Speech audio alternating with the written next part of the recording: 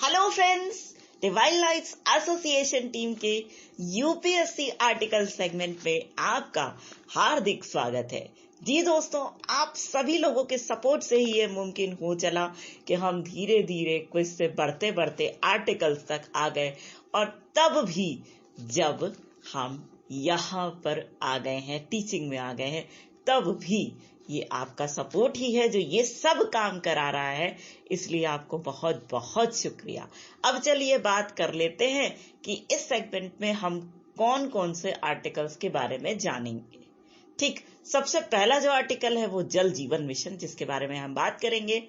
दूसरा जो टॉपिक है वो है अर्धचालकों की कमी का भय, और तीसरा जो आर्टिकल है वो रशिया और यूक्रेन के बारे में, जो वहां पे युद्ध चल रहा है दोनों देशों के बीच। वहां पे कौन से देश में ऐसा बंदरगाह था जो इंपॉर्टेंट था जिसको नुकसान हुआ, और साथ में कोई क्या ऐसा कोई संयंत्र था जो कि बहुत इंपॉर्टेंट हुआ करता था और जिसको नुकसान पहुंचा। इसके बारे में हम बात करेंगे। तो चलिए शुरू करते हैं ये segment. Ready, study and let's go. तो पहला है जल जीवन मिशन। देखिए, इस मिशन के तहत भारत के ग्रामीण घरों में 2024 तक नल के जरिए पीने योग्य जल की आपूर्ति का लक्ष्य रखा गया है। देखिए, गांव में पहले नल वगैरह तो हुआ नहीं करते थे, बहुत मुश्किल से लोगों ने लगवा लिया तो लगवा लिया। लेकिन अब क्या हो रहा है कि हर घर में नल लगवाने का निश्चय कर लिया है सरकार ने। 2024 तक इस लक्ष्य को पूरा करने का टारगेट रखा गया है सरकार के द्वारा। यह मिशन पहले भारत के हर राज्य के 5 जिलों की 918 बस्तियों के लिए लागू किया जाएगा। कितने जिलों के आपसे पूछा जा सकता है कि जल जीवन मिशन भारत के राज्यों के कितने जिलों में लागू करने का प्रावधान है। अभी पहले चरण में 5 जिलों में। मान लो ये पूछा जाए 5 जिलों की कितनी बस्तियों में इसको लागू करने का प्रावधान है, तो आप क्या लिखेंगे? 918 बस्तियों में। बस्तियों को क्या बोलते हैं इंग्लिश में? हैबिटेशन। ठीक है। इस कार्यक्रम के लिए सरकार द्वारा 1473 करोड़ रुपए खर्च किए जाने का लक्ष्य रखा गया है। मिशन के तहत हर ग्रामीण घर में रहने वाले प्रत्येक सदस्य को 55 लीटर प्रतिदिन पानी की आपूर्ति करने का लक्ष्य रखा गया है। देखो, जैसे मान लो एक घर में 4 लोग रहते हैं, ठीक, तो आपके पिता जो हैं उनको भी 55 लीटर पानी रोज मिलेगा। आप हैं, आपको भी 55 लीटर पानी रोज दिया जाएगा सरकार के द्वारा। ठीक है। आपकी माता जी हैं, उनको भी 55 लीटर पानी, या आपके बहन या भाई कोई भी हैं, उनको भी ऐसे ही रोज 55 लीटर पानी दिया जाएगा। ठीक। इस मिशन के लिए केंद्र सरकार द्वारा 585.5 करोड़, राज्य सरकार द्वारा 884.3 करोड़ और स्थानीय समुदाय द्वारा 7.4 करोड़ रुपए की राशि का योगदान देने का लक्ष्य रखा गया है। मतलब ये बताया गया है कि राज्य सरकार कितना देगी, केंद्र सरकार कितना देगी, और जो कम्युनिटी है, लोकल कम्युनिटी, वो कितना देंगी। ठीक। इस मिशन में केंद्र और राज्य सरकार के योगदान को प्रतिशत के आधार पर कुछ इस प्रकार निर्धारित किया गया है। पहला है, हिमालयी और पूर्वोत्तर राज्यों में कैसे बनेगा? 90 और 10%। मतलब कि केंद्र सरकार का जो योगदान रहेगा वो 90% का रहेगा इन राज्यों में, और राज्य सरकार का 10% तक का। अन्य राज्यों में 50-50%। मतलब केंद्र सरकार का भी 50% योगदान और राज्य सरकार का भी 50% योगदान होगा। जैसे यूपी, बिहार, झारखंड, छत्तीसगढ़, ये जो राज्य हैं उनमें कैसे होगा? 50-50% तक का योगदान होगा। केंद्र शासित प्रदेश में तो यहाँ पे केंद्र, क्योंकि केंद्र की सरकार है, इसलिए 100% योगदान केंद्र सरकार ही करेगी केंद्र शासित प्रदेशों में। राज्य के सभी विद्यालयों, आंगनबाड़ी केंद्रों, स्वास्थ्य केंद्रों, ग्राम पंचायत भवनों और आरोग्य केंद्रों को भी इस मिशन का लाभ दिया जाएगा, है ना। जैसे नल वगैरह लगाना है इस मिशन के तहत, तो यहाँ इन जगहों पे भी लगवाया जा सकता है। यह कार्यक्रम अनिवार्य तत्वों के रूप में स्रोत स्थिरता उपायों को भी लागू करेगा, जैसे कि भूजल प्रबंधन, जल संरक्षण, वर्षा जल संचयन के माध्यम से पुनर्भरण और पुनर्उपयोग आदि। जल जीवन मिशन स्थानीय स्तर पर पानी की एकीकृत मांग और आपूर्ति पक्ष पर ध्यान केंद्रित करता है। यह मिशन पानी के प्रति सामुदायिक दृष्टिकोण पर आधारित है। यह स्थानीय समुदायों के बीच स्वैच्छिक स्वामित्व को बढ़ावा देता है। ठीक, तो इस तरीके से हम लोगों ने जाना जल जीवन मिशन के बारे में। अब ये आर्टिकल हुआ खत्म। अब हम आते हैं अर्धचालकों की कमी का भय इस आर्टिकल की तरफ। अर्धचालक का मतलब क्या होता है? Semi conductors. ठीक, तो अब देखो कॉन्टेक्स्ट क्या है, संदर्भ क्या है, हम क्यों इसकी बात यहाँ पे करने के लिए मजबूर हो गए। तो मूडीज एनालिटिक्स ने चेतावनी दी है कि रूस यूक्रेन युद्ध वैश्विक आपूर्ति श्रृंखलाओं को प्रभावित कर सकता है, जो पहले से ही महामारी के कारण प्रभावित है। क्या प्रभावित है? वैश्विक आपूर्ति श्रृंखलाएं प्रभावित हैं महामारी के कारण। लेकिन ऐसा कहा है मूडीज एनालिटिक्स ने, चेतावनी दी है कि भाई अगर ये नहीं सुधरे तो ये जान लीजिए कि ये जो दोनों राष्ट्रों के बीच युद्ध चल रहा है ये वैश्विक आपूर्ति श्रृंखलाओं को प्रभावित करेगा।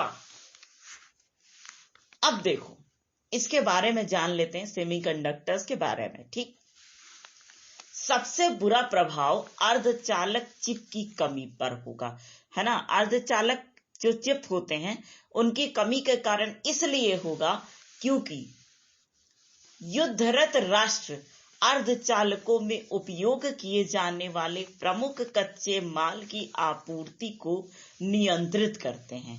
रूस संपूर्ण विश्व की 44% पैलेडियम आपूर्ति को नियंत्रित करता है, जबकि यूक्रेन संपूर्ण विश्व में नियॉन की 70% आपूर्ति को नियंत्रित करता है। अच्छा, मान लो आपसे पूछा गया कि रूस कितने प्रतिशत पैलेडियम को नियंत्रित करता है, कितनी प्रतिशत पैलेडियम की आपूर्ति को, तो आपका जवाब क्या हो सकता है? 44%, है ना।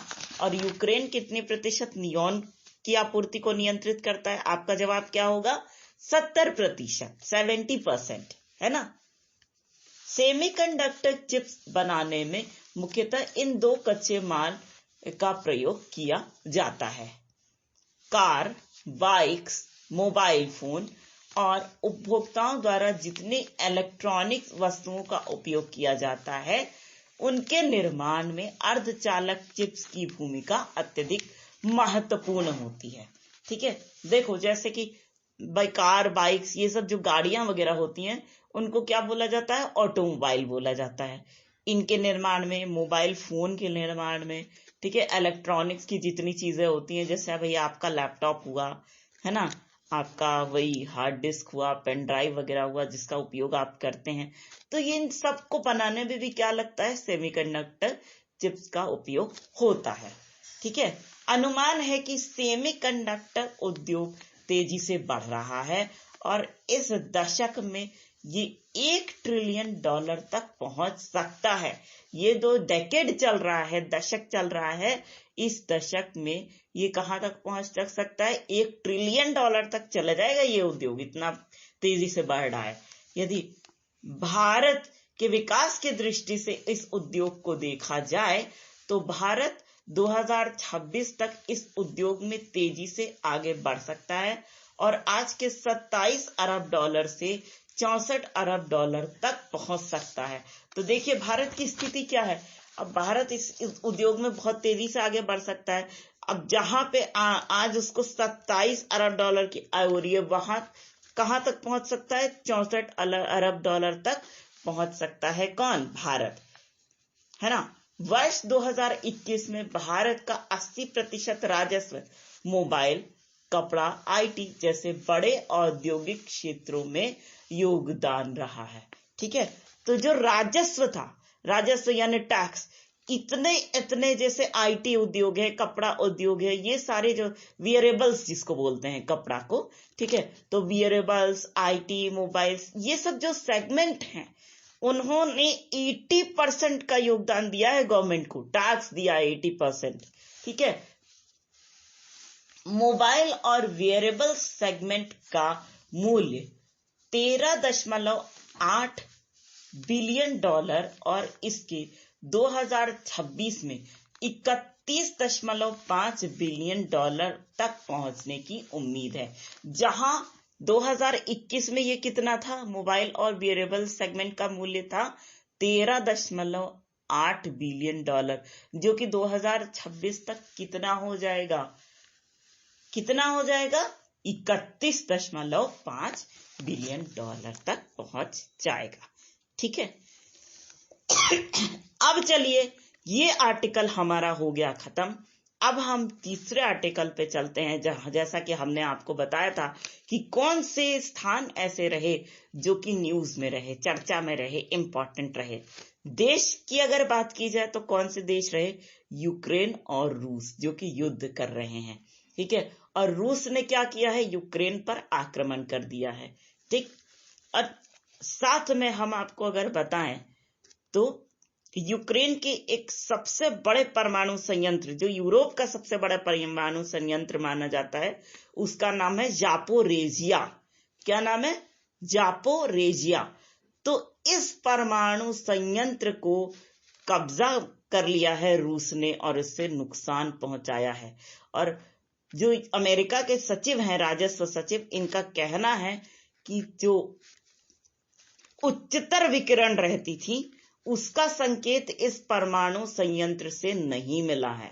ठीक, तो इसलिए घबराने वाली कोई बात नहीं है। लेकिन रूसी सेना ने क्या किया है? जापोरेजिया परमाणु ऊर्जा संयंत्र को अपने कब्जे में ले लिया है, जो कि जो यूक्रेन है उस कंट्री में कितनी बिजली देता था, कितने हिस्से की बिजली देता था? 1/5वें हिस्से तक की बिजली यूक्रेन में उसी परमाणु संयंत्र से आती थी। और यही एक ऐसा परमाणु संयंत्र है जो यूरोप का सबसे बड़ा परमाणु संयंत्र है। और इसके अलावा एक खेवसॉन नामक रूस का शहर है, वहां का दक्षिण बंदरगाह गिर गया है। ठीक है, पूरी तरह से ध्वस्त हो गया है।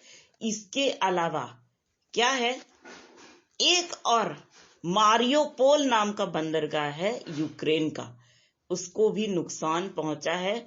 जोआब सागर में ये बंदरगाह गिरा हुआ पाया गया है ना। तो यूक्रेन की इन चीजों का नुकसान हुआ है। मेनली किसके बारे में बताया गया है? बंदरगाह। एक तो खेवसॉन शहर में कौन सा बंदरगाह है? दक्षिण बंदरगाह, इसको नुकसान पहुंचा है। ठीक है, और एक मारियोपोल बंदरगाह है, उसको नुकसान पहुंचा है। ये जोआब सागर में है, गिर गया है। ठीक, और ये मारियोपोल और दक्षिण बंदरगाह ये कहां पे है? यूक्रेन में है। ठीक है, अगर आपसे पूछा जाता है तो आपको क्या लिखना है? यूक्रेन लिखना है। और ये आक्रमण कब से शुरू हुआ, अगर ये पूछा जाता है तो आपको लिखना है 24 फरवरी 2022 से शुरू हुआ है। ठीक है, और ये आएगा किसके तहत? यूपीएससी का एक पेपर आता है इंटरनेशनल रिलेशंस, ठीक है, पेपर नंबर 2 जनरल स्टडीज का, उसके तहत ये आएगा, है ना। तो चलिए दोस्तों, इस तरह से यूपीएससी का ये आर्टिकल सेगमेंट यहीं पर खत्म हुआ। लेकिन फ्रेंड्स, हम आप सभी के सपोर्ट को, जुनून को, जज्बे को सलाम करते हैं, जिसकी वजह से आप इतनी अच्छी तैयारी कर रहे हैं और साथ के साथ हमको प्रेरित कर रहे हैं, ताकि हम बहुत अच्छी तरीके से आपके लिए नए नए काम, नए नए कॉन्ट्रीब्यूशंस कर सकें। तो दोस्तों, इसी बात के साथ हम आप सभी को पूरी डिवाइन लाइट्स एसोसिएशन टीम की ओर से एक बार फिर कहना चाहेंगे, दिल से प्यार भरा नमस्कार।